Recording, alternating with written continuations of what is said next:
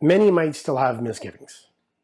The Baha'i faith here, it sounds like, is actually promoting a concept of a future one-state religion, super-state religion, and in a sense, although completely democratically elected, a theocratic system in the future. One, obviously, how will this possibly work, especially if there are non-Baha'is in the world? How do we guard against despotism? What is the treatment of minorities? And honestly, I can understand this because when we look in the past, we see these systems that we take as theocracies, although we know they were not actually founded upon the actual express writings of the central figures of, say, Christianity and Islam. How do we see this playing out? For someone to have misgivings is very understandable. This is something that I believe we actually have to put aside for an actual deepening in itself, to really investigate this. Just as we're going to have to take specific sections purely to look at the electoral systems of the Baha'i faith, of how the Baha'i faith actually brings in all the beneficial aspects of different forms of government, but not their problems. Those are for future studies. It is difficult to actually see how much the Baha'i faith upholds the rights of minorities without actually, again, going into the statements of the central figures on this fact. But as well, so we have the protection of the rights of minorities enshrined within Baha'i writings. Secondly, they call attention to the fact that no one is compelled to accept the faith of Baha'u'llah and can leave at any time. This is what I meant earlier by an intentional community. You don't get dragged into being a Baha'i. You must choose it, and we are not allowed to act, if you will, enact Baha'i laws on non-Baha'is. It also highlights the fact that the acceptance, as we see once again, of the Baha'i faith as a state religion must be a supremely voluntary and democratic process chosen by the group who would then become the minority. So in a sense, this won't happen unless it's handed over by the very people who would be the minorities. We see again, we cannot impose Baha'i teachings on others by persuading governments to enact laws that would enforce Baha'i principles, nor join any movements that would have such legislation as their aim. We are trying to offer a new way of life, a new way of organizing society, a new way of interacting with institutions and the community at large. It is that which we are trying to do in our corner, if you will, to offer as a model to study for the world. We must actually do everything we can to, quote, safeguard every minority belonging to any faith, race, class, or nation within it.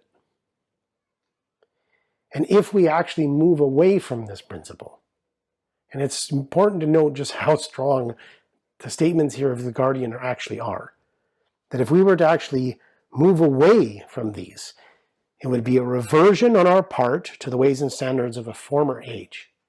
And what would we do? Reignite the fire of bigotry and blind fanaticism. Cut ourselves off from the bestowals of this promised day of God, and impede the full flow of divine assistance in this wondrous age. That if we attempt to actually in any way trample upon the rights of minorities, we are really actually going against the very foundation of what Baha'u'llah has brought to humankind. In the end, this is why this is so pivotal that we not only understand better, all of us, better and better, the principles, one, of the non-involvement in politics, adhere to them as clearly as we possibly can, study the world order of Baha'u'llah to build it up, forgetting these other institutions, build it up as a model to present to humankind, right? Avoid any pressure that would seem to be bearing upon the governments of our day, because we do not wish, as we have just heard, to in any way try to put pressure on them to institute policies and procedures, or even engage with, if you will, movements who have legislation as their aim. That we are to stand aside and aloof, but stand up fully as Baha'is with a model to offer to humankind. That yes, this is a political plan, but it does not follow the ways that humankind have done this before, by pressuring people, using force, by trying to seize the reins of a government. No, we must stand aside, as pure as we can within the Baha'i writings themselves, to offer, if you will, a guiding light, so that others of their own free will can choose it. And not until those, even who are not a part of the Baha'i cause itself, not until they choose to hand over the reins of power, will we ever cease to take it. And as we've seen, even then, not until multiple countries do this, will even Baha'i states engage themselves in international political systems, because of the nature of that contest for power, and actually the acrimony that can often arise from it.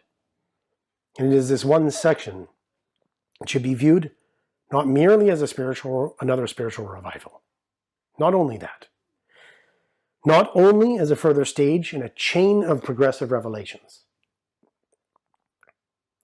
nor even as the culmination of a series of recurrent prophetic cycles. And I remember the first time I realized I was reading this, I noted that that was about as far as the limit as I had considered. But it says, but rather as marking the last and highest stage in the stupendous evolution of man's collective life on this planet. I'll leave that as a meditation for people to consider.